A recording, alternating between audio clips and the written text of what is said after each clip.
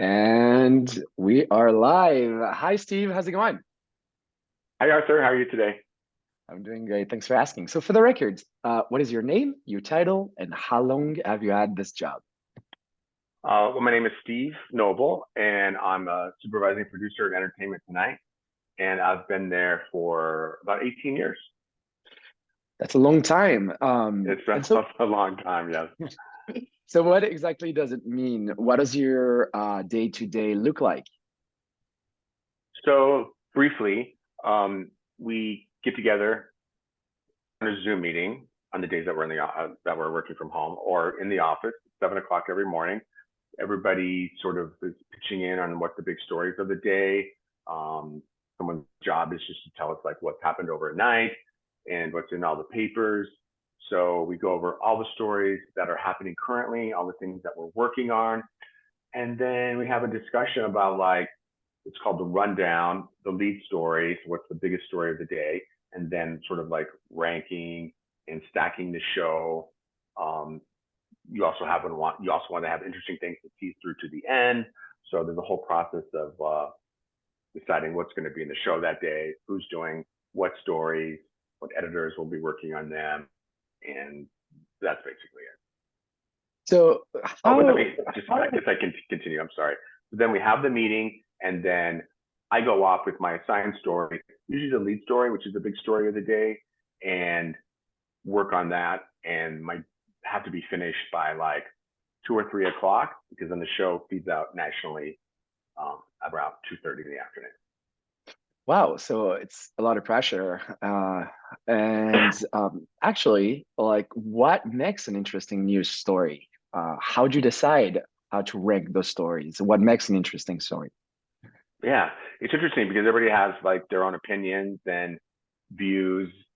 Um, so it's just it's definitely a big discussion. I think usually the things that hit the top of the list are like things that are a surprise, obviously, things that are news, things that are going to get your attention, maybe things that are a little more like shocking or sensational. If it's because we're a video show, things that have interesting videos that go along with the story, um, things out of the ordinary that are going to get your attention, that are going to make you want to watch that show, or in case of our online version, to click onto that article. And so, could you give us an example of an interesting news story?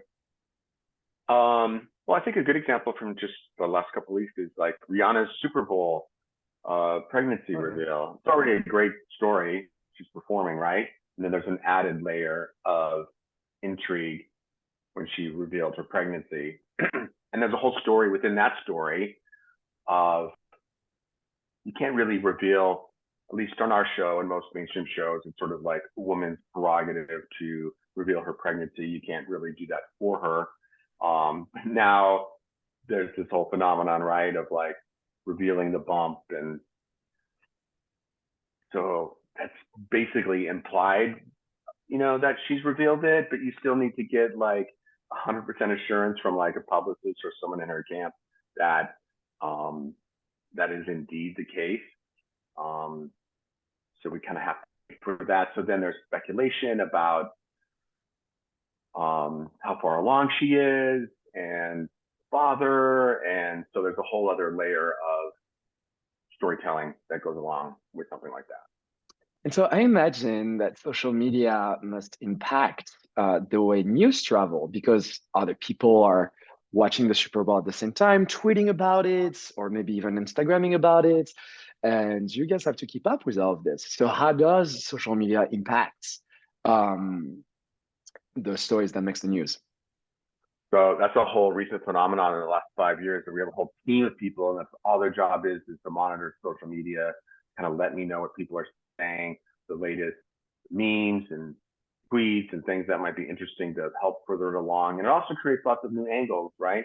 Because you have people, like in the case of Rihanna, you have people doing memes about it. You have maybe some people are critical, defending. There's a whole online debate about the performance. So that creates another lens or filter to look at the story through, is how it's sort of going, how it's sort of being perceived on social media. And the other thing about social media that's happened, which is really interesting and helpful to shows like us, is that like, celebrities used to be like super guarded with publicists, statements, and everything was carefully orchestrated and put out there. And now you have less of a filter where the celebrity will often just speak directly. They'll say sometimes controversial things. They may not always be thinking about what they're doing. Or Britney Spears is kind of like out there doing her thing. So it definitely makes it more interesting and layered to have celebrities who are just kind of like not going through publicists anymore.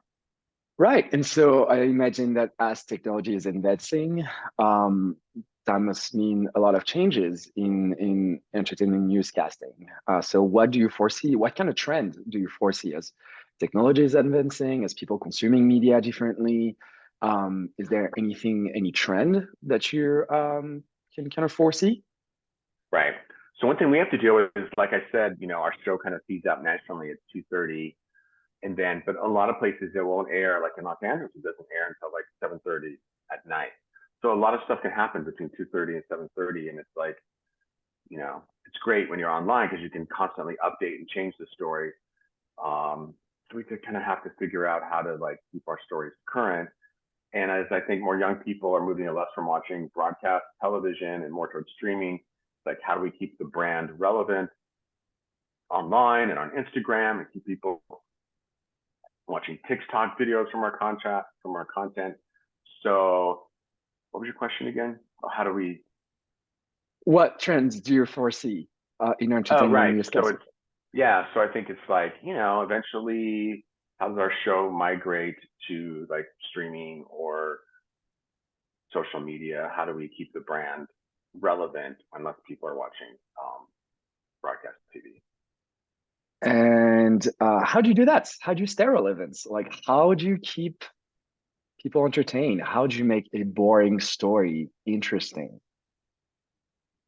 Um, that's a good question. I think one of the best, well, it's just like, throughout the history of journalism, it's just like finding that one nugget in an event or a story and making that the headline. And, or today with like online or, getting people to click onto your story, what's the thing? There's gimmicks like the 5 things we learned from from Rihanna's halftime show, right? Or like asking a provocative question in the headline. Um, those are all ways to kind of like get interest. I think another thing that you learn that good writers, storytellers do is use a lot of details. It's one thing to say like Rihanna was high up in the stadium. If you say like she was 60 feet high, on an LED platform, it sort of engages you and takes you there a lot more. I also think like describing how it felt like, and you know, just details make a story much more compelling. Great. So I have one final question for you, Steve. Sure. Is according to you, what's a good way to close an interview? Um, I learned this when I was younger too, because it's like you never know what you might not have thought of or what people really want to talk about or get off their minds. So I think one good way to wrap it up is just say, those are all the questions I had. Is there anything that you wanted to talk about or mention that I didn't get a chance to ask or didn't think about? So those were all the questions I've had. Is there anything else that you wanted to talk about that didn't get a chance? No, I think you hit a lot of territory, and yeah, that's about it. Awesome, Steve. Thank you so much for your time today. Thank you. It was my pleasure. Good to see you. Bye. Bye bye.